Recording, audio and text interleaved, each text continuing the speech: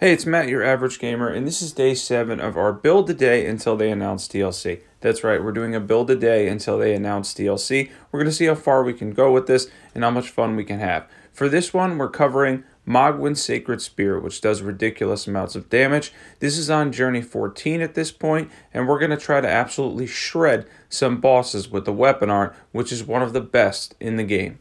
Bloodboon Ritual is one of the most powerful weapon arts in the game for the fact that it does both massive fire and it builds up bleed in the process. It's really a ridiculous weapon art that's incredibly powerful. Now for Beast Clergyman here, and we're on Journey 14 at this point, I wanted to show that with a lot of enemies and bosses and such, particularly Beast Clergyman here, you can actually hit him through the pillar with this. It's kind of notorious with this weapon art. I know in PvP it's used for that, but generally speaking, a lot of objects and certain angles, this will still hit them, which is pretty cool for using it for PvE. It can give you a little bit of an advantage in certain situations while being able to pull this off in a safe distance and safe place, which is really awesome, and still be able to get in that ridiculous amount of damage. Now for Malekith, it's not as viable, obviously, because he can hit you pretty much right through the pillars, and we want to see how much damage we can build up on him.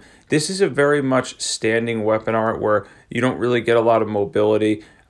You do have some hyper armor and such, but as far as the weapon art goes, do keep in mind that especially when you're doing the last one where you're going to hold it up the longest, you're a little bit vulnerable, obviously, as you're standing there, but in the meantime, you are doing massive damage because the weapon art rages absolute destruction. It really truly has to be one of the best in the game, certainly one of the highest damaging in the game, and the fact that it can build up bleed from just being in the vicinity while also doing massive fire damage is awesome. It really is a cool weapon art that does a ridiculous amount of damage, and as you can see there, I think it only took 2 tries and Malekith was down. Not too much of an issue on the max scaling, not too much of an issue there because he's not too tanky, but even so, it absolutely destroyed him.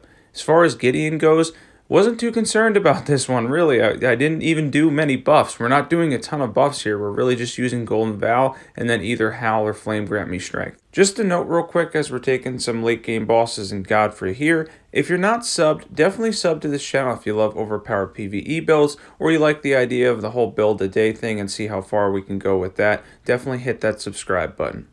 Now, a little bit later, we're going to go through stats, equipment, everything you'll need to know. This video isn't particularly long. I did a couple of main bosses, a couple of side bosses, and then I put in the stats, what I do to buff it, and my entire setup in the video at 150 to rage absolute destruction on what's, I guess, considered New Game Plus 7 because we're on Journey 14, and it still does massive damage. As you can see, Godfrey there gets damaged a lot by it. And then we do get beat up here a little bit by Horalu, but he wasn't exactly that difficult to fight because this weapon art it really does do massive damage. It's not even something that needs to be buffed a ton. You can if you want to, but on its own, with some basic buffs, Bloodboon Ritual really has to be one of the most damaging weapon arts in the entire game, and the fact that it builds up bleed when they're just in the vicinity of you is awesome. It does a ridiculous amount of damage. It's really fun to use. It is stationary, and I always felt like that was the downside, that was the trade-off, but once you get used to using it, and the fact that it is stationary, you'll find places to use the weapon art. Granted, it is slow and you're standing in the same spot and can absolutely be hit. Even so, you should be able to pull it off. Once you start to know boss movesets and things like that, you're able to pull this off more, even though it's a little bit challenging as a standing target. So for Radagon and Elden Beast, I wanted to show Radagon because he gets absolutely shredded by this. He has 0 fire resistance. This is a fantastic weapon art to use against him. They're both immune to bleed, but for Radagon, since he's a glass cannon with no fire resistance, this does massive damage to him.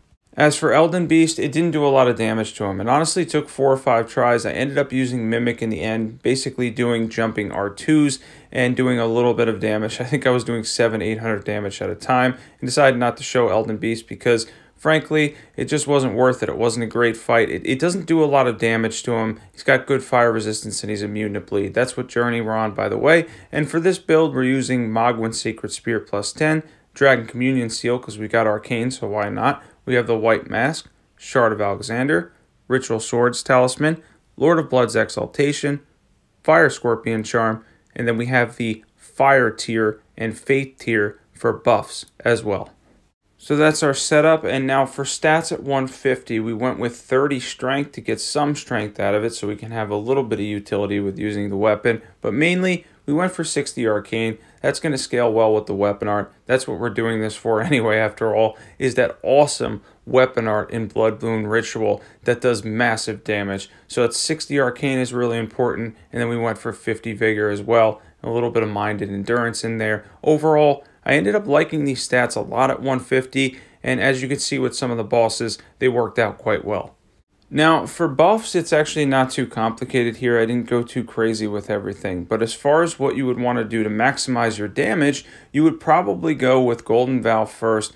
You're obviously going to drink your tear as well, which has the fire tear in it. And then you can either use Flame Grant Me Strength or Howl Shabriri. Howl Shabriri is technically better because we're mainly doing fire damage, so I think it's 5% more for 10 more seconds. But you can use Flame Grant Me Strength too if you don't want to get to the requirements of 33 Faith for Howl Shabriri. And then we're obviously going to use that amazing weapon art. Now for mob control, you got to see this if you haven't used this on mobs yet. One of the best mob destroyers in the entire game of Eldenring. And you're going to see the absolute destruction this rages on mobs. It truly is one of the best weapon arts. If you can group up a whole group of mobs together, put them together, use the weapon art, and just watch them get toasted by it. It really is ridiculous. Between the massive amounts of fire damage that we're doing, the bleed procs, and the fact that it has a really wide range and vicinity that is useful in, it can absolutely obliterate any mob in Eldenring. It really is fantastic for that,